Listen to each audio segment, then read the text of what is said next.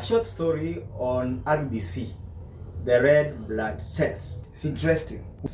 They get expired, they get worn out, and they have to be recycled in the system. But this is now the interesting part of it. When they die, they are transported from the bloodstream to the liver, where they are recycled. So, where they eventually get excreted, because they are not wanted in the human body.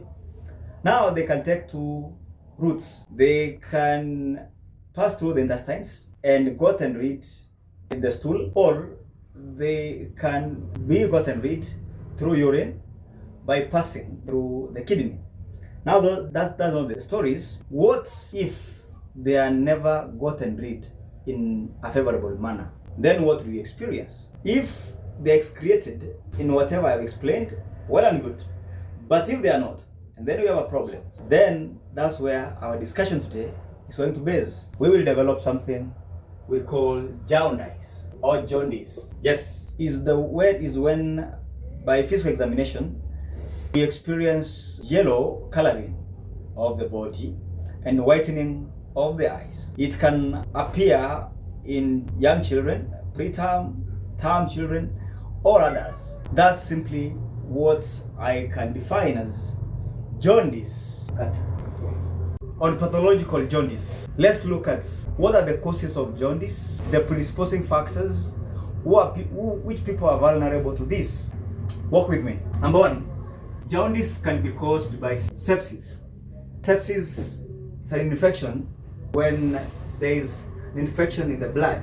Again, we have something we call cirrhosis, majorly on people who are much into drinking alcohol substance.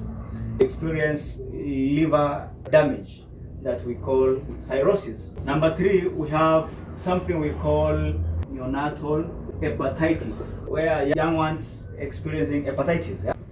And then we have number four, drug injury. Some drugs can lead to jaundice when its existence is in the body.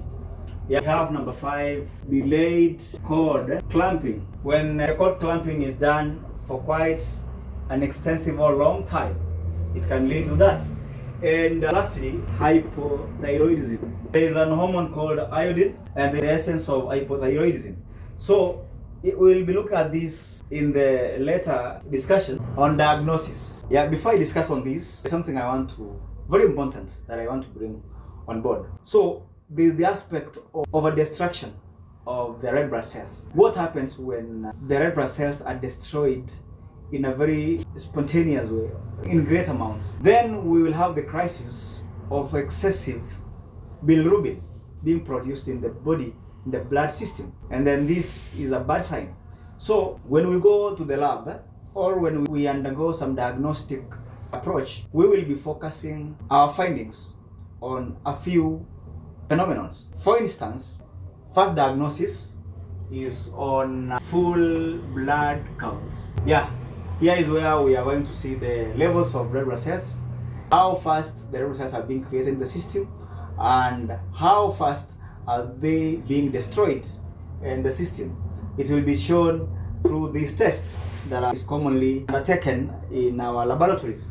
Number two, there's the aspect of blood group and rhesus typing. Yeah, we'll be checking on the rhesus negative and rhesus positive, where we will be doing this on the mother and the child. And again, number three, we have what we call total serum bill.